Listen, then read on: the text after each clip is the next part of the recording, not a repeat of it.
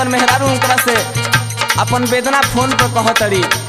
तू तो बड़ा परदेश में मन जहुआइल रहता, तू तो बड़ा परदेश में मन जहुआइल रहता।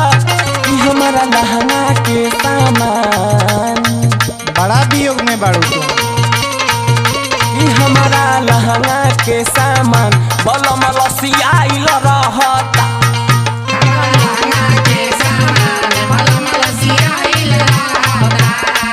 अरे तू तो बड़ा परदेश में मन जहुआइल रहता, तू तो बड़ा परदेश में मन जहुआइल रहता। कि हमारा लहंगा के सामान बर्दाश्त करा, बर्दाश्त करा। कि हमारा लहंगा के सामान बलम लसियाइल रहता।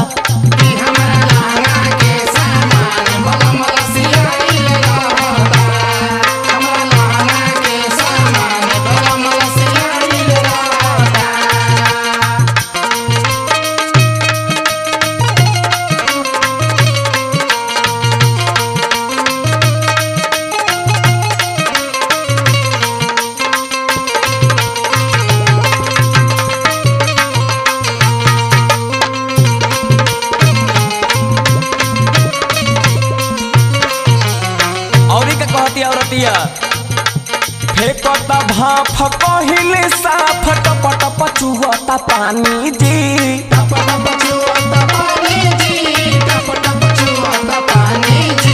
रौरा कुछ बुझा तो नइखे गलत एने जवानी जी।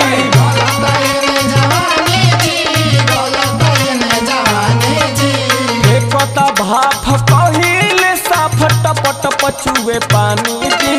रौरा कुछ बुझा तो नइखे गलत एने जवानी जी।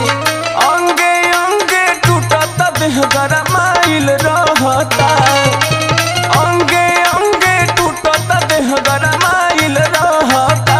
कि हमारा लहंगा के सामान, कि हमारा लहंगा के सामान बलम लसियाइल रहता। कि हमारा लहंगा के सामान बलम लसियाइल रहता।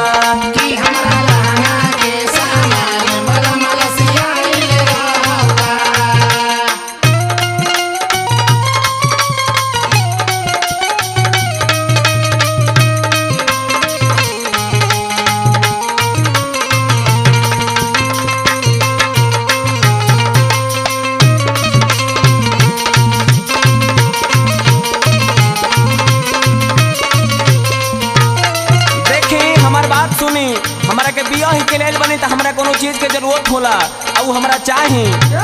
खोजत देहिया बॉडी लोशन आव लगावे राजा जी,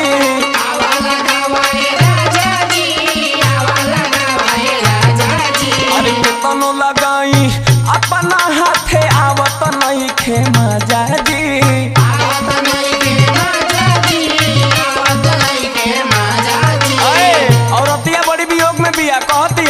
कि खोजत देहिया बॉडी लोशन आव लगावे राजा जी। केतनो मौली अपना हाथे आवत नहीं खे मजा जी। गर्व के छोड़ी भोलू शर्मा पराइल रहता, गर्व के छोड़ी भोलू शर्मा पराइल रहता। कि हमारा लहंगा के सामान, हमारा लहंगा के सामान बलम लसियाइल रहता।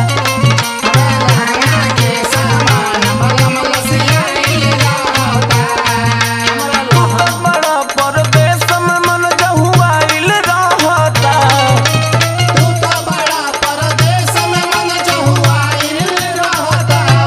हमारा लहंगा के सामान, हमारा लहंगा के सामान बलम लसियाइल रहता।